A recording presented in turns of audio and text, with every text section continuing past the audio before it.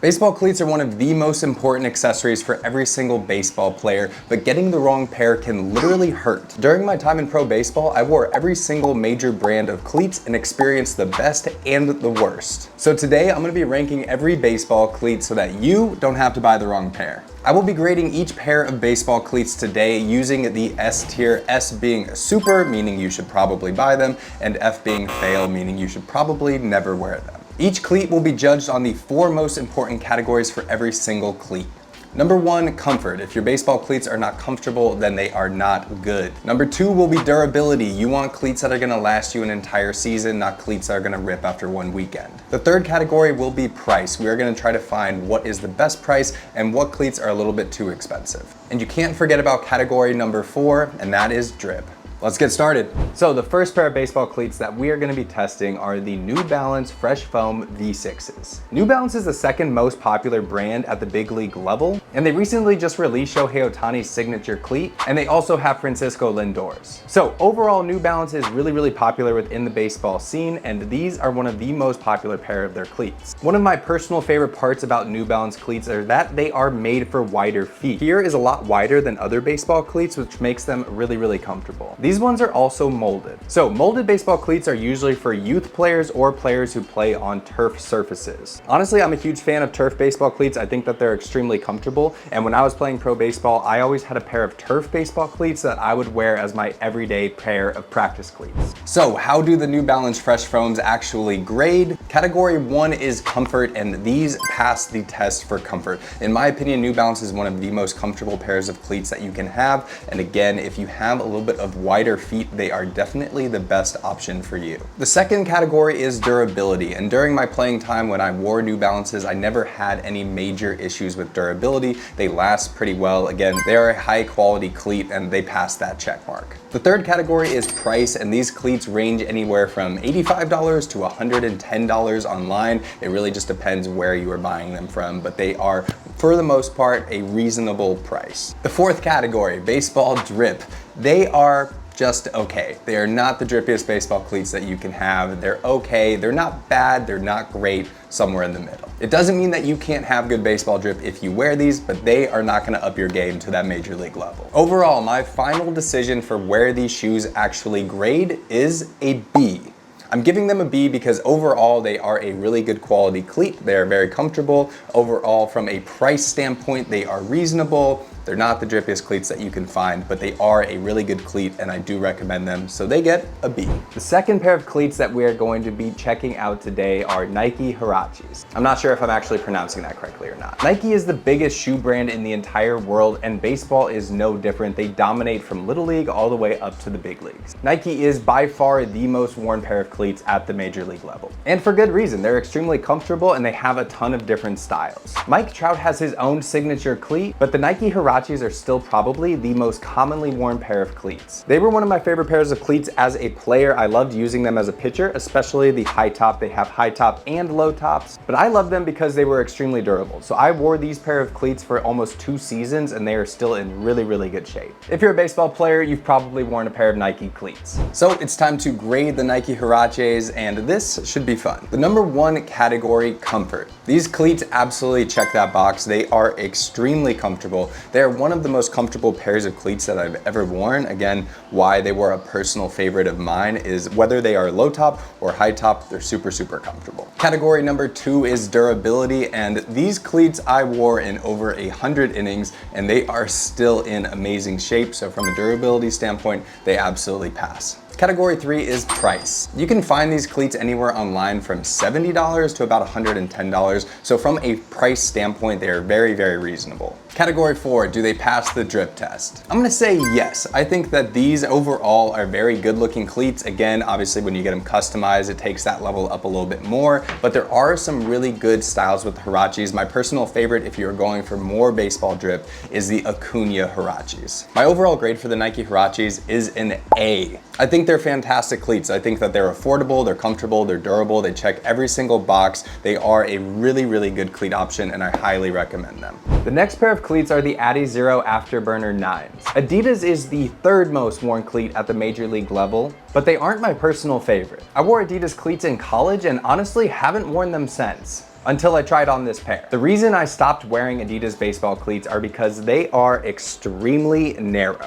which makes them very uncomfortable for me with my foot. Overall, I think that they are a really good looking cleat. They are super, super light. So the one thing I will say is that if you're a player with a more narrow foot, and especially if you are a speed guy, I highly recommend these for like outfielders or infielders. But I wouldn't really recommend these to pitchers because they do wear and tear. Because they are so light, they are a little bit more thin than other cleats. So here's my grading for the Adi Zero Afterburners. Category 1, comfort. For me, these cleats are not comfortable, and that is because Adi Zeros run extremely narrow. Right here, as you can see, these are a pretty like thin pair of cleats, which for some people is okay. For me personally, it is extremely uncomfortable, and they are pressing the sides of your feet really, really hard. So they do not, for me, check the comfortable box. Box number 2 is durability, and for me, these are a little bit questionable, mainly because Adi Zeros are so light because they are extremely thin. So the probability of wearing down the cleats is a little bit faster because they are so light and because they are more on the thin side than other cleats. So no, it does not check that box for me. Category number 3 is price, and these can be found anywhere online from $80 to $150,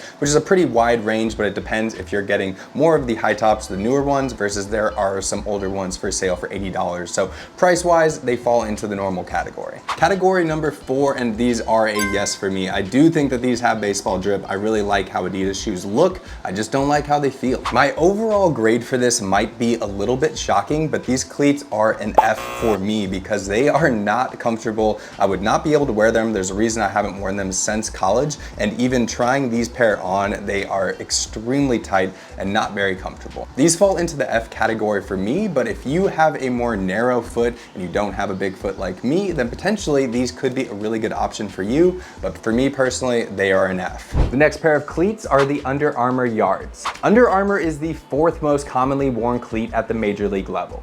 And their 2 most popular styles are Bryce Harper's and the Yard. So, funny story is I only wore Under Armour cleats one time during my entire pro ball career. We went on a road trip and I forgot all of my pairs of cleats. So when we got there, I had to Uber to a Dick's Sporting Goods and buy a pair of Bryce Harper's. And to be honest, I had a really bad experience with my Bryce Harper's. The cleats pretty much broke down over the course of that week from just wearing them for 1 week straight. Overall, I will say that these are a little bit more comfortable than the Harper's, but still Under Armour cleats just are not my favorite. Kids, always make sure to triple check your bag that you brought your cleats. So here's how the Under Armour Yards rank. In the category of comfort, they are just okay for me. Overall, they do have a pretty nice fit. They are a little bit wider, more similar to like New Balance cleats rather than Adidas, but they're not as comfortable as New Balance for me. And one of the biggest issues I had was actually where your heel goes in is a little bit uncomfortable, and I also wasn't a huge fan that the sole on the inside of the shoe kind of moves around on you. So overall, for comfort, they're just okay. Category number 2, durability. When it comes to durability, I never had a pair of cleats blow out faster on me than when I had a pair of Under Armours. So that was my experience with them as a player, and it's the reason I didn't keep wearing them as a player. Overall, these look like they would be pretty durable, but from my experience, they weren't the best, so I'm not gonna check that box. When it comes to price, these cleats fall into a normal category. They are anywhere from like $65 to $130 online, just kind of depends where you're looking. So yes. Category 4, do they have baseball drip? Honestly, these are kind of mid for me. They're just not special. They don't stand out in any certain way. I think they're okay looking. I don't think they're bad, but I think they're just okay. My overall grade for these is a D.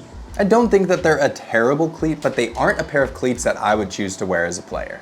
The next pair of cleats are the Jordan 1 Retros. Jordan is a lesser worn brand at the major league level, but it is one of the most stylish. Players like Fernando Tatis, Aaron Judge, Ellie De La Cruz, and Jazz Chisholm all wear Jordan. In my opinion, they are the best looking cleats in the entire league. I wore Retro 1s for almost my entire pro ball career, and they were my personal favorite pair of cleats. So whether you are looking for turfs or for metal cleats, I highly recommend them. They are super, super comfortable. Here's how I would rank the Jordan 1 Retros. Category 1 is comfort, and these are the most comfortable cleats that I have ever worn in my entire career, so that says a lot. They are absolutely passing that checklist. Category 2 is durability, and these were cleats that lasted me an entire season. In the minor leagues, you play 140 games in like 150 days, and I wore these cleats every single day, and they lasted perfectly.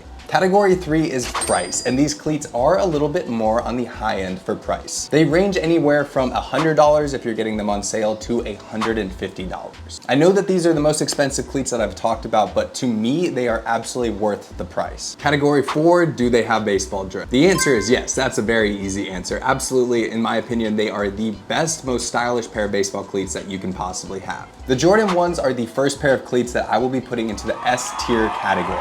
In my opinion, they are the best pair of baseball cleats that you can possibly buy for baseball drip, for comfort, and for style. In my opinion, they are the best pair of baseball cleats that you can possibly buy. They were my personal favorite as a player, and I highly, highly recommend them. The next pair of cleats is going to be actually not the shoe, but the custom cleats on the bottom. So these are a pair of New Balance basketball shoes that a few years ago I got custom cleated. Custom Cleats adds cleats to any pair of shoes that you send them, and they put them right into the bottom, and it literally looks like these were made to be cleats. Honestly, if I had to do it again, I probably wouldn't get basketball shoes because they are really, really heavy, but the cleats on the bottom of them lasted really, really well, and I think that they are awesome. They were one of the coolest pair of cleats that I ever had. Here's the official grade for Custom Cleats. Category 1, comfort, yes. The coolest part about these cleats are that they literally look like they were built into these shoes. It looks like these basketball shoes were always cleats. So they did a really, really good job of the cleats really forming really well to the bottom of your shoe. I never had any comfort issues with the bottom of my cleats. They lasted perfectly. Category 2 is durability, and these cleats lasted me an entire year and a half, and they are still in perfect shape, so they check that box. Category 3, what is the price? It's $190 to get the cleats put into any pair of shoes that you choose. So the only issue is that you are paying $190 for a pair of cleats, but you also still have to buy the pair of shoes. So yes, these are definitely expensive. Category 4, baseball drip. Custom cleats are goated when it comes to baseball drip because they can literally turn any pair of shoes that you love, your personal style, into a pair of cleats, so yes. My overall grade for custom cleats is a little bit surprising. I'm gonna give them an A. The reason I'm not giving them an S is because they are $200 to be able to turn any pair of shoes that you want into a pair of cleats. So the only thing keeping them out of the S tier category is the fact that they are very expensive. But they are an amazing option. Now that you know the best and worst baseball cleats to buy, you should watch this video so you know what else you need in your baseball bag.